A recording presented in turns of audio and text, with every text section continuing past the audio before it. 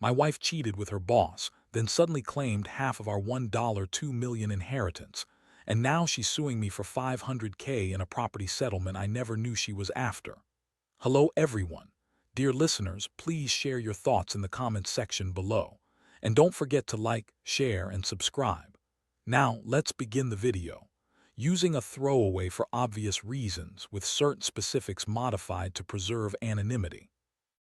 I never thought I'd be the guy writing a story like this, but here I am. It all started with what I thought was just another normal day, except that nothing about it turned out to be normal at all. The most unexpected thing happened. My wife, Emily, who I thought was my rock, my partner for over 10 years, turned out to be sleeping with her boss, Mark. And not just that, she suddenly started claiming half of our $1.2 million inheritance, and now she's suing me for $500,000 in a property settlement I never even knew she was eyeing. Let me give you some background. Emily and I met in college, both of us ambitious, driven, and pretty in sync. We built a life, bought a house, and over the years we accumulated a decent fortune. I was always the stable one, working as a successful architect, while Emily, well, she was the charming socialite type, always throwing parties, networking, pretending to be interested in art and charity work. She had this way of making everyone think she was perfect, and I was happy to be her husband. At first, everything seemed fine. We had our routine. I worked long hours, she hosted events, and we occasionally went on trips. But about 6 months ago, I started noticing small things. She was more secretive with her phone, hiding her screen when I entered the room. She'd come home late more often, claiming it was work, but I could tell something was off. She'd get defensive if I asked questions, brush me off with little excuses, "You're paranoid," she'd say, or "It's just work stuff." Then one night I was scrolling through her phone out of curiosity, something I normally wouldn't do, but I felt like I had to check. I saw messages from Mark, her boss, that were way more than professional. They were flirtatious, explicit even. They talked about meeting after hours, about secret dates, about needing to see each other.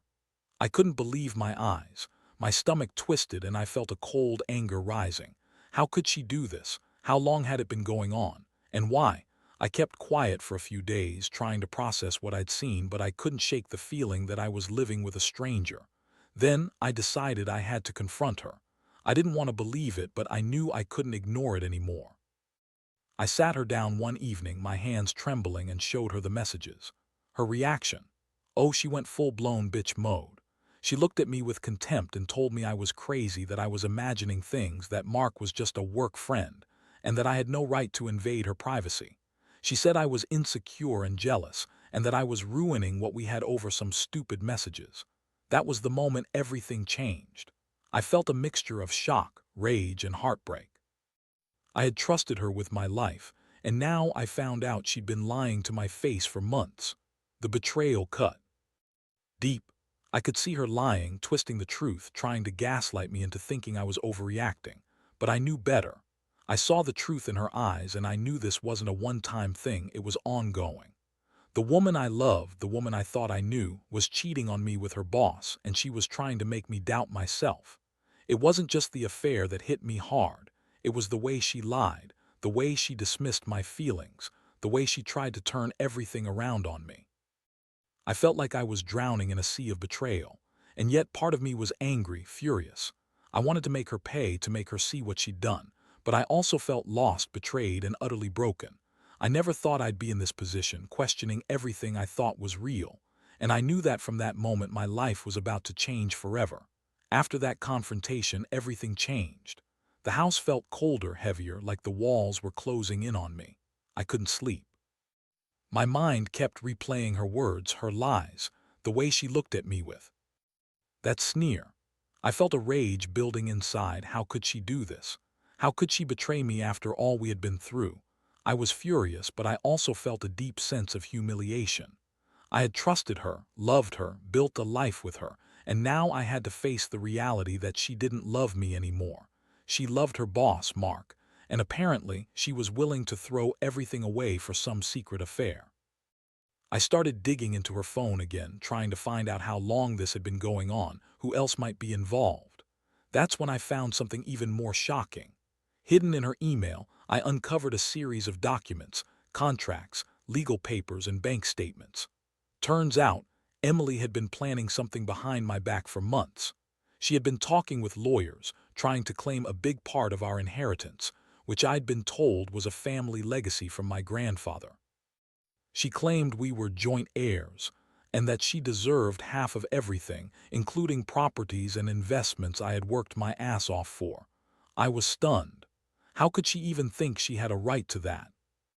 It was like she was planning her escape route all along. The more I read, the more I realized she wasn't just cheating on me. She was trying to take everything I had built. I didn't even know she was after that kind of money.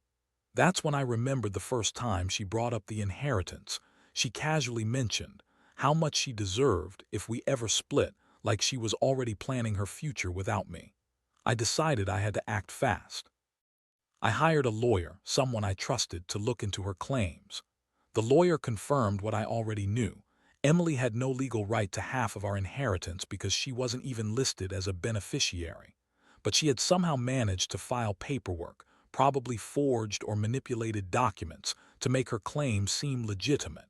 The lawyer warned me that she might actually go through with the lawsuit and that she was prepared to fight dirty. Meanwhile, I was spiraling. The betrayal wasn't just emotional anymore. It was also about money, about her trying to steal from me after what I thought was a lifetime of trust. I confronted her again, demanding she tell me the truth about her plans. About Mark, about the inheritance.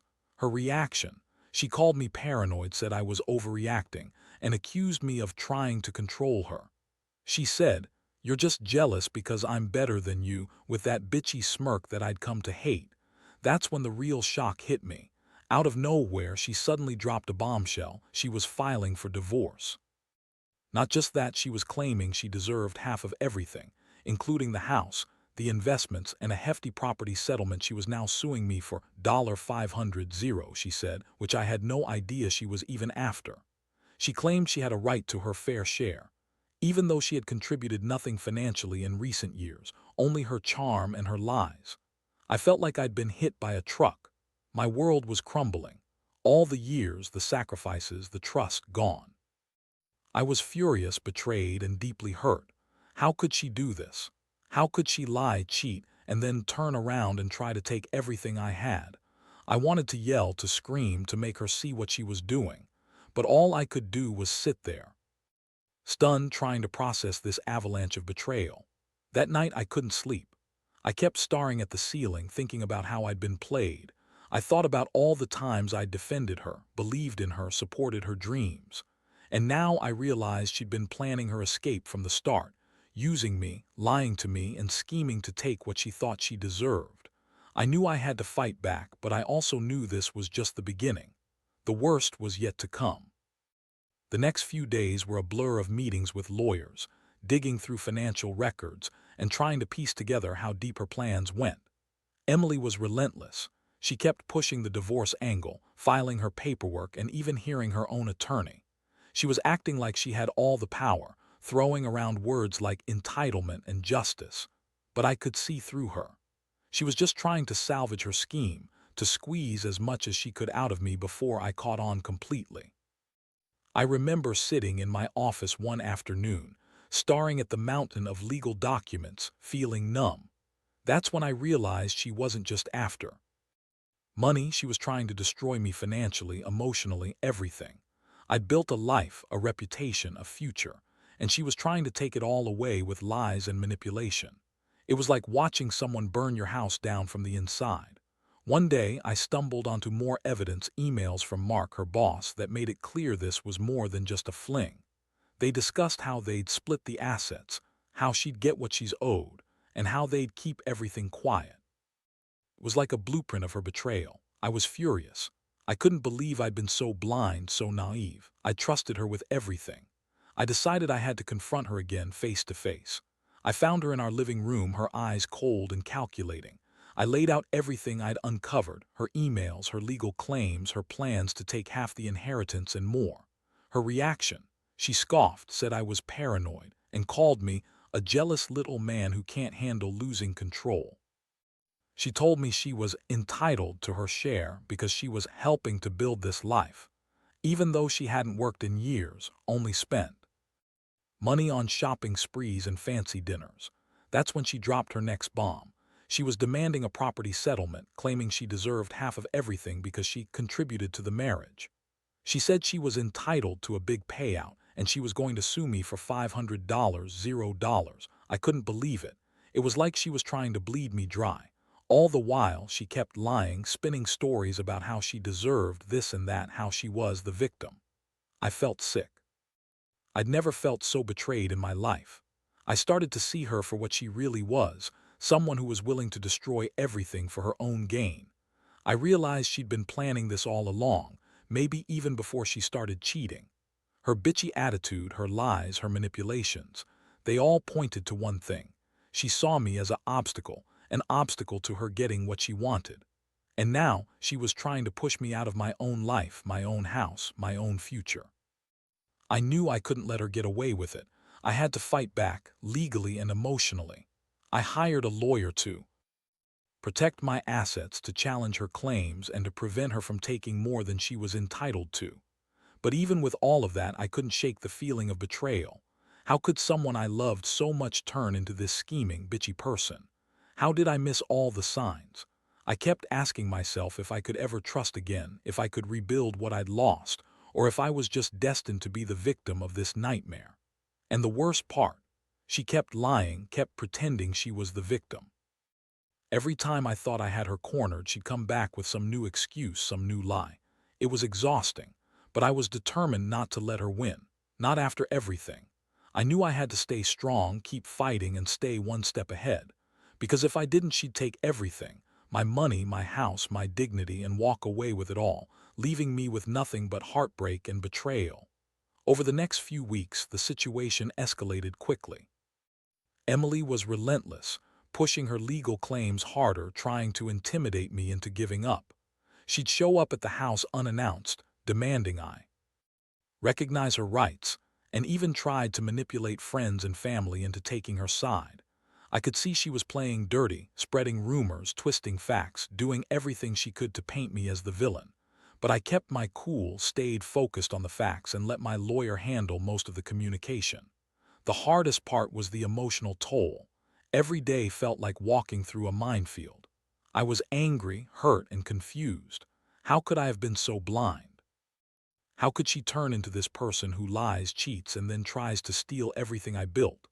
I kept replaying the memories, the times she called me her everything, the nights we spent dreaming about the future. And now it all felt like a lie. I'd been living with a stranger, someone I barely recognized.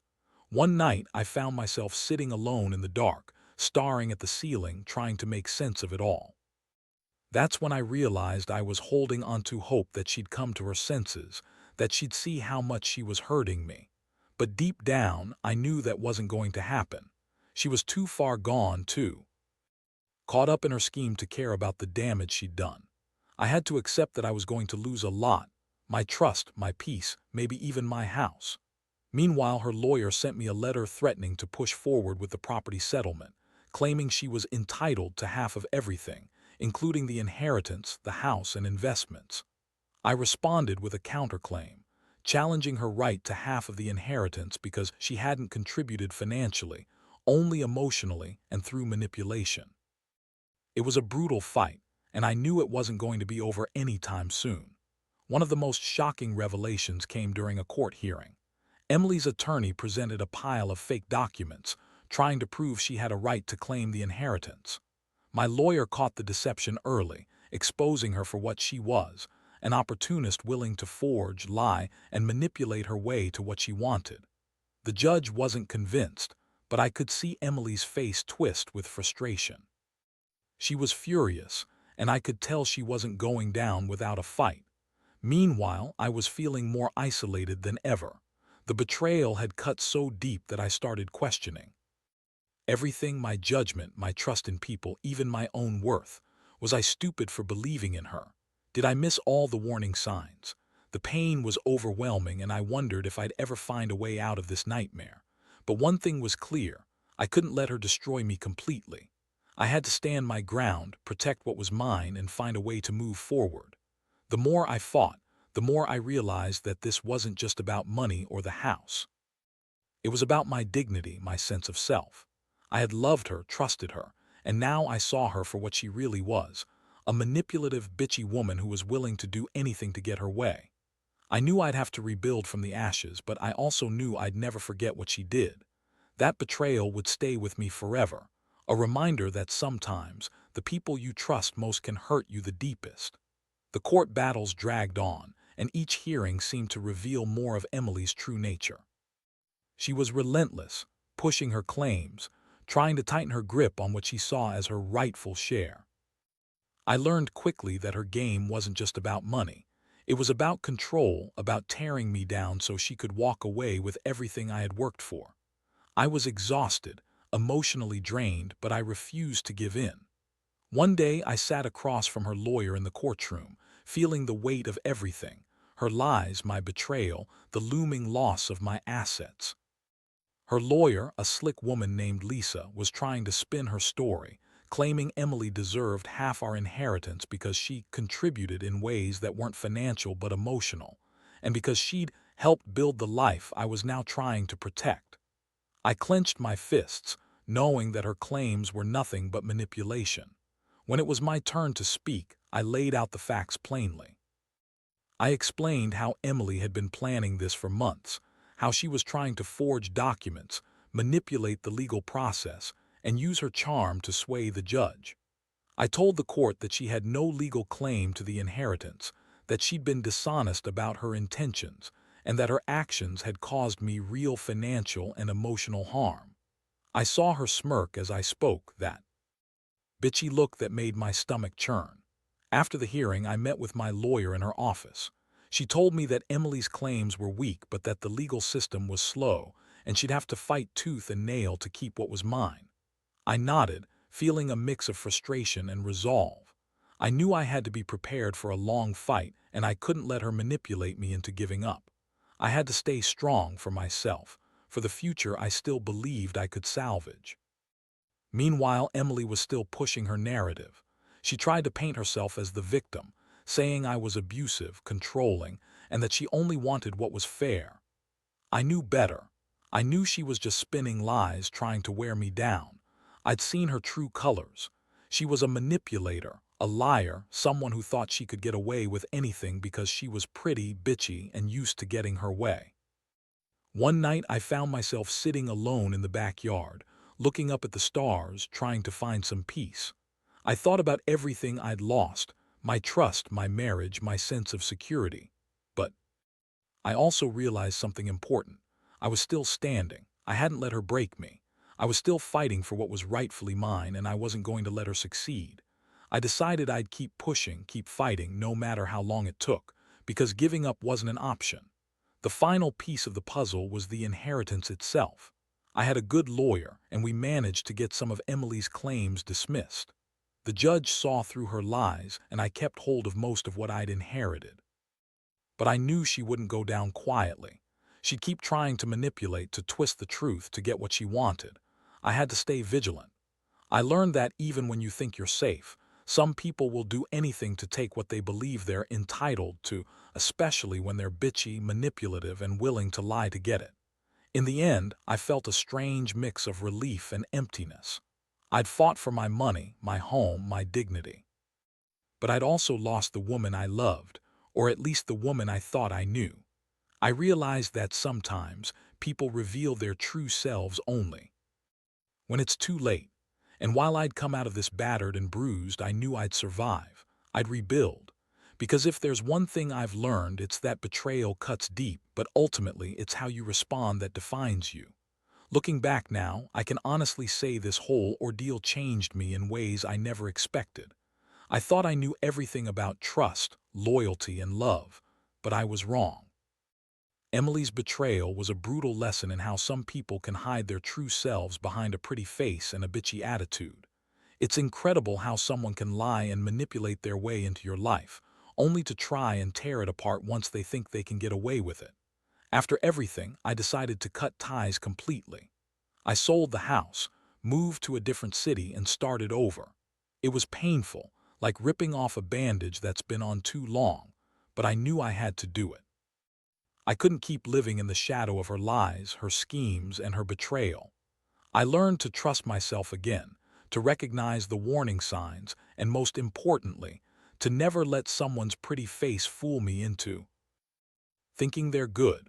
The legal fight was exhausting, but in the end I kept most of what I deserved. The inheritance, my assets, my dignity, those I fought for. Emily, on the other hand, faded into the background, her plans thwarted, her schemes exposed. I heard she moved on to some other guy, probably doing the same thing she did with her boss, lying, cheating, and scheming her way through life. But that's her problem now. I've learned that some people are just wired that way, and the only thing you can do is protect yourself and move on. Honestly, I wish I could say I'm fully healed.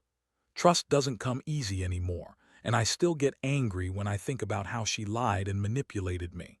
But I've also learned to stand tall, to be cautious, and to value honesty above everything else. I've come to realize that sometimes the biggest lessons come from the deepest betrayals. And even though I lost a lot, I gained something more valuable: self-awareness and the strength to start fresh.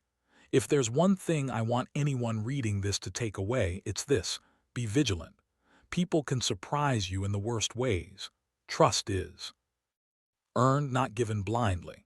And when someone shows you their true colors, whether it's lying, cheating, or trying to steal from you, don't hesitate to fight back.